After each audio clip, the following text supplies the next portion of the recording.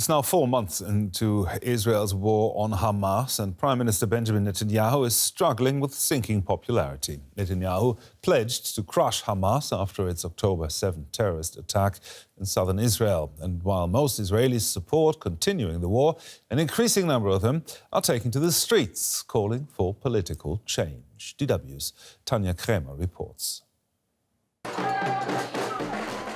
With each passing week, protests are growing larger and louder in Israel. People are demonstrating for a hostage deal and against the government.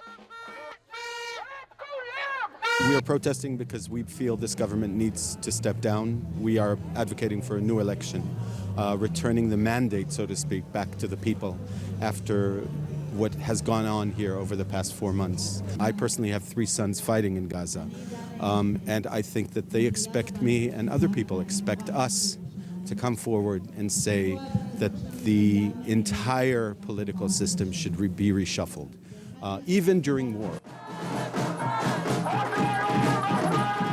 Most Israelis support the war in Gaza, but they want a change in political leadership. Many criticise Prime Minister Benjamin Netanyahu, blaming him for security failures linked with the October 7th terror attacks. Netanyahu has always advocated that he is Mr. Security for Israel, and under his leadership over the past 15 years, almost straight, Israel's security has been impeded. It's been undermined in a very, very profound way.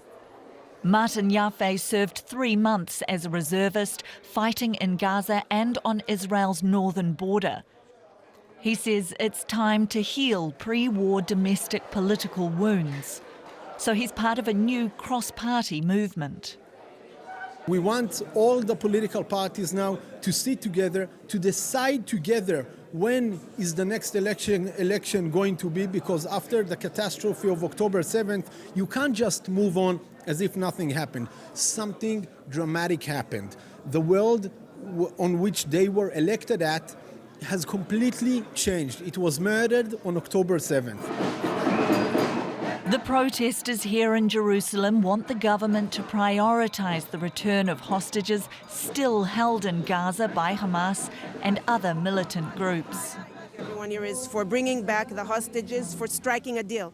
Because there are people in Israel that don't want to strike a deal. This is the problem.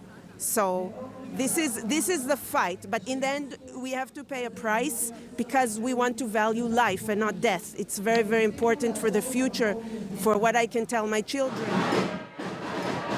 But these voices seem